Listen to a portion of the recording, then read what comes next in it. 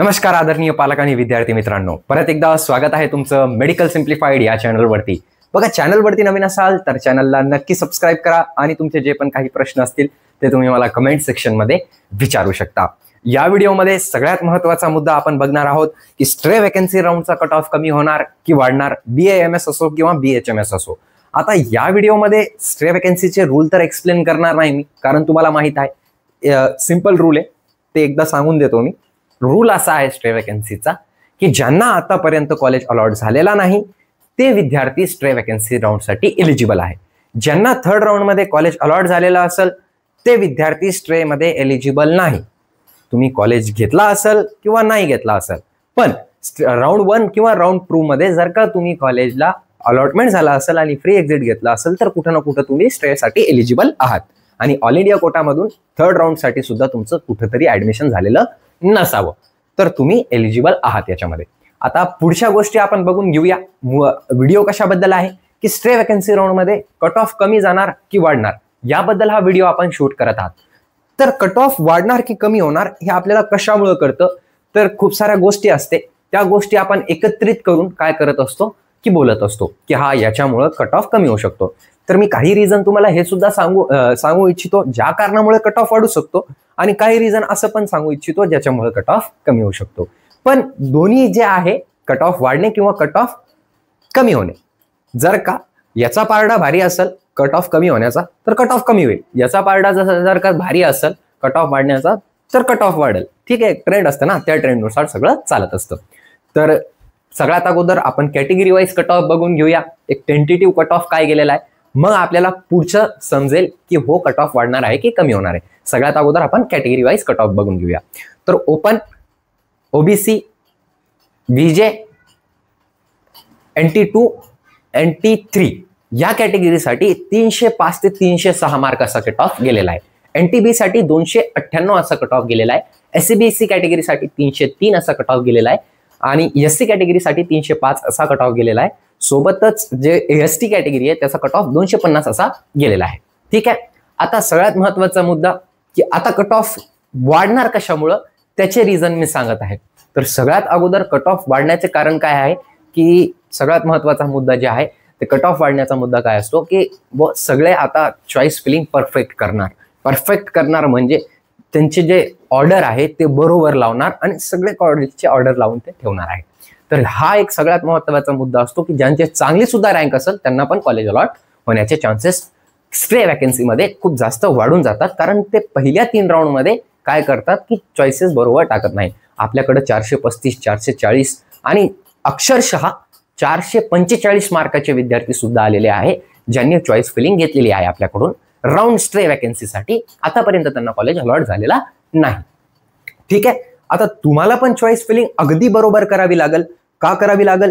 कारण आता ही stray vacancy आहे। याच्यामध्ये एक गोष्ट लक्षात ठेवा, तुमची या रँकनुसार तुम्हाला चांगलं कॉलेज भेटणार हे नक्की गोष्ट आहे, पण जर का तुमचं 320 पेक्षा कमी मार्क असेल तर तुम्ही धरून चला की तुम्हाला बेस्ट कॉलेज भेटणार नाही, तुम्हाला ॲव्हरेज पण कॉलेज भेटणार नाही, तुम्हाला डाऊनग्रेडच कॉलेज भेटेल। हे गोष्ट लक्षात घेणं गरजेचं आहे, सगळ्यात महत्त्वाचा मुद्दा। खूप सारे विद्यार्थी येतात 320 मार्क, 325 मार्क आणि ते सांगतात आम्हाला हेच कॉलेज पाहिजे, हे भेटेल तर आम्ही घेऊ, नाहीतर नाही घेणार। पण मी डायरेक्ट क्लिअर सांगून देतो भेटणारच नाही तर कसं करू आपण? ठीक आहे, तर ही गोष्ट लक्षात घेणं अगदी गरजेची। तर तुम्ही मला 7887559633 या नंबरवरती कॉन्टॅक्ट करू शकता। 999 मध्ये शेवटची संधी आहे, आता याच्या पलीकडे आता काहीच नाहीये। इथं काउन्सिलिंग संपून जाते। स्ट्रे वॅकन्सी बंद झालं सर, समजा काउन्सिलिंग संपलीच ना, तुम्ही काय मिस्टेक केली असेल, कसं केलं असेल ते आता गृहीत धरण्यात येणार नाही।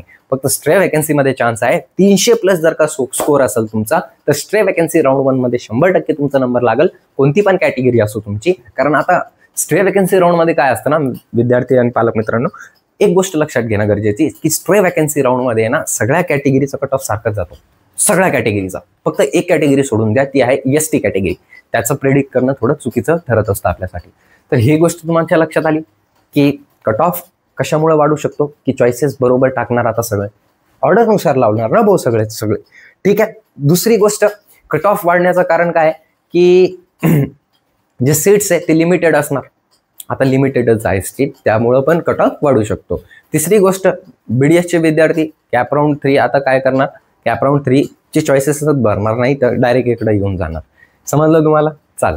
आता चौथी गोष्ट ही आहे कट ऑफ वाढण्याची, की आता खूप सारे कॉलेजेस तुम्ही बघशाल की स्टे वॅकन्सीमध्ये आउट होऊन जातील ते, म्हणजे 0 सीट त्यांच्यामध्ये वॅकंट राहणार. समजलं तुम्हाला? चालेल. आता याच्यानंतरची गोष्ट करून घेऊया आपण, की कट ऑफ घसरण्याचे कारण सांग दादा.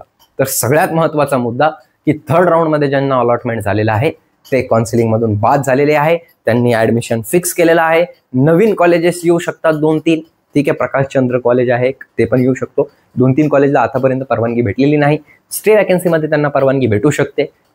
ते सीट वाढल्यामुळं कट ऑफ कमी होऊ शकतो. ठीक आहे, चॉईसेस कोणी परफेक्ट टाकत नाही, त्यामुळं तुमचं बनू शकतं. ठीक आहे. आता 290+ विद्यार्थ्यांनी काय केलं पाहिजे, 280+ विद्यार्थ्यांनी काय केलं पाहिजे, 270+ विद्यार्थ्यांनी काय केलं पाहिजे, 250+ विद्यार्थ्यांनी काय केलं पाहिजे, त्याच्यासाठी सेपरेट व्हिडिओ येणार आहे. फक्त चॅनलला तुम्ही नक्की सबस्क्राईब करून ठेवा, जेणेकरून तुम्हाला समजेल की हो आता नोटिफिकेशन आलेली आहे आणि आता काउन्सिलिंगची शेवटची प्रोसेस आहे. नंबर लागल्यानंतर तुम्ही अनसबस्क्राईब करून दिलेलं काही हरकत नाही, कारण तुम्हाला अपडेट राहणं गरजेचं आहे आता. ठीक आहे, अपडेट राहणं अगदी महत्त्वाची गोष्ट असते काउन्सिलिंगच्या शेवटच्या प्रोसेसमध्ये. ठीक आहे, समजलं तुम्हाला? चाल. आता एक गोष्ट अजून, की कट ऑफ घसरण्याचा सगळ्यात महत्त्वाचा कारण म्हणजे काय आहे, तर तो कारण म्हणजे आता सीट जे आहे ते लिमिटेड आहे आणि कॅन्डिडेट पण लिमिटेड आहे. 290+ जर का तुम्हाला असेल तर तुम्ही रिस्क घेऊन 70% तुम्हाला असं 70% चान्सेस की तुम्हाला कॉलेज अलॉट होणार BAMSचं, पण तुमच्या रँकनुसार अलॉट होणार. चांगलं कॉलेज अलॉट होणार नाही. क्लिअर सांगत आहे, ऑन रेकॉर्ड म्हणजे ऑन कॅमेरा सांगत आहे, खोटं बोलणार नाही. जे आहे ते आहे. ठीक आहे, तर 290+ असेल तर तुम्हाला कॉलेज अलॉट होणार, पण तुमच्या आवडीचं कॉलेज अलॉट होणार नाही स्टेट कोटामध्ये. एवढं समजलं? चालेल. आता 290+ वाल्या विद्यार्थ्यांनी चॉईसेस बरोबर टाकणे अगदी गरजेचं आहे. तर 290+ मार्क असेल तुम्हाला तर तुम्ही 999 मध्ये माझ्याकडून स्वतःकडून चॉईसेस भरू शकतात. परफेक्टच केले जाईल तुम्हाला. जर का कट ऑफ कमी पण आला खूप जास्त तरी सुद्धा तुम्हाला बेटर कॉलेज भेटेल तुमच्या रँकनुसार. ठीक आहे. आता ज्यांना कॉलेज अलॉट झालेलं असेल खूप काय म्हणतात त्याला अभिनंदन तुमचं. आणि चॉईस फिलिंग कशी करतात माझ्याकडून नाही पण करायची असेल तर आता शेवटची पाळी आहे, ती मिस्टेक करू नका. 10 व्हिडिओ ऑलरेडी टाकलेले आहे मी चॅनलवरती, तरीसुद्धा तुम्ही ते बघितले नाही आणि परत चॉईस फिलिंगमध्ये मिस्टेक केली. 325, 350, 340, 330. आज मला कमीत कमी 150-200 कॉल्स होते. त्यांनी सांगितलं की 335 मार्क आहे, आमच्या खालच्या विद्यार्थ्यांना लागलं, आम्हाला नाही लागलं. 300+ मार्क्स आहे. तर ह्या गोष्टीचं निवारण करणं अगदी गरजेचं, की तुम्ही परफेक्ट चॉईस फिलिंग कशी करतात या व्हिडिओमध्ये ते क्लिक करून बघू शकतात. सोबतच BAMS कॉलेजचे सगळे डिटेलमध्ये रिव्ह्यू पाहिजे असेल तर या प्लेलिस्टमध्ये क्लिक करून तुम्ही ते बघू शकतात. Thank you so much. Have a great day. I hope तुम्हाला कॉलेज अलॉट व्हावा आणि नक्कीच तुम्ही मला संपर्क साधू शकता 7887559633 या नंबरवरती. धन्यवाद.